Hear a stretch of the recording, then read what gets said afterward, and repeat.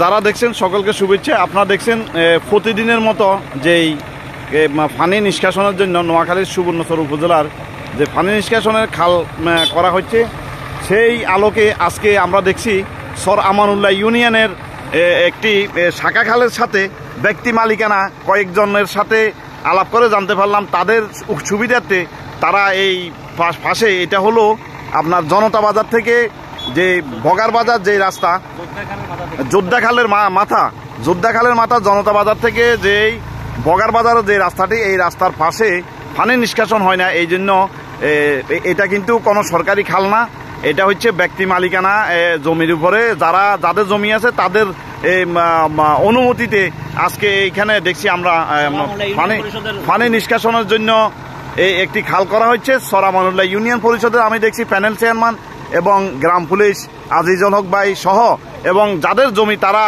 এই ফাঁসে আছে তারা সহ সহযোগিতা করে আমি দেখছি এইখানে তারা সহযোগিতা করতেছে পানি নিষ্কাশনের জন্য, খাল খননের জন্য।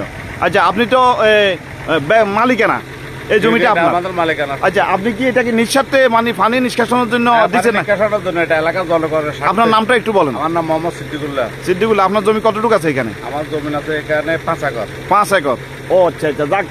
সিদ্দিক ভাই বলছে যে সর আমানুল্লাহ ইউনিয়নের যেই আমরা জনতা বাজার টু বগার বাজারের যে খালটি, এই আপনার রাস্তাটি, এই রাস্তার পাশে ওনার 5 একর জমি আছে এবং অন্যান্য মালিকানারদের সাথেও এরা আলাপ করে পানি নিষ্কাশনের জন্য এই খালটি করা হচ্ছে। আমি এখন কথা বলবো সর আমানুল্লাহ ইউনিয়ন পরিষদের প্যানেল চেয়ারম্যানের সাথে। ভাই, এই জি আসলে এইটা একটা জলাবদ্ধতা এলাকা, যার কারণে আমরা ব্যক্তি মালিকানার দড়ি উদ্বুদ্ধ করছি। তাদের একান্ত আন্তরিকতার কারণে আমরা হয়তো জলাবদ্ধতার থেকে মুক্তি পাব, এটা আশা করি আমরা এই খালটা হাতে নিচ্ছি, যাতে করে আমাদের সরকারের সহযোগিতায় এই খালটা খনন হচ্ছে। আমাদের এসিলেন সাহেব তো এবারে সকল জায়গায় খাল খনন এবং মানুষের দুর্ভোগ কৃষির উন্নয়নের জন্য ওনার যথেষ্ট রকমের আন্তরিকতা আছে। উনি দিন রাত পরিশ্রম করতেছে। এসিলেন সারাদ আমাদের পিয়ানো সাহেব, যাতে করে আমরা মালিকানারে রাজি করাইতে সক্ষম হয়েছি, বিদায়ী আমরা এই খাল খননটা করতে পারতেছি, নাহলে অবশ্যই হইতাম না, এখানে আমরা ব্যর্থ হইতাম। ওনাদের স্বেচ্ছায় আমরা এই খালটা করতেছি। যাক, ধন্যবাদ প্যানেল চেয়ারম্যান সর আমানুল্লাহ ইউনিয়ন। উনি ব্যক্তি মালিকানা যাদের জমি আছে তাদেরকে রাজি করিয়ে আজকে আমি দেখতেছি রাস্তার পাশেই খালটি খনন করতেছে পানি নিষ্কাশনের জন্য। তাহলে এতে আমি জানতে পারলাম মালিকানা যাদের জমি আছে তাদেরও উপকার হবে, এই এলাকার জনগণ যারা আছে বাড়ি যাদের বাড়ি আছে তাদেরও উপকার হবে। এই স্বার্থে এইখানে সর আমানুল্লাহ ইউনিয়নের যে খালটি খনন করা হচ্ছে, এটা কি খালের মাথা বলছেন? যোদ্ধার খালের মাথা। যোদ্ধার খালের মাথা থেকে পূর্ব দিক থেকে পশ্চিম দিকে খালটি খনন হয়েছে। বগার বাজারের দিকে একটি ব্রিকফিল আছে, আলেকদার কাশেমের ব্রিকফিল থেকে পশ্চিম দিকে। তো ধন্যবাদ সকলকে। আমি আশা করব সুবর্ণচরের যেই জায়গায় জলাবদ্ধতা হয় সেই জায়গায় ব্যক্তি মালিকানা যদি একমত হয়ে থাকে তাহলে পানি নিষ্কাশনের কোনো অসুবিধা হবে না। যদি ব্যক্তি মালিকানা লোকজন যদি যাদের ব্যক্তি মালিকানা জমি আছে কিন্তু সরকারি কোনো খাল নেই, তারা যদি কোনো পরিষদে গিয়ে চেয়ারম্যানদের অনুমতি নিয়ে যদি তারা অনুমতি নেয় তাহলে তারাও পানি নিষ্কাশনের এই সুযোগ সুবিধা পাবে।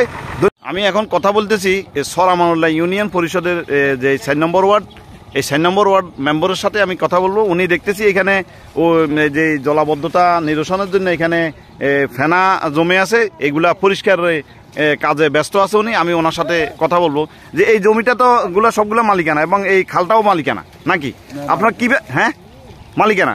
আপনারা কি মালিকানাদের সাথে কথা বলে তো সম্ভবত এটা করা হয়েছে?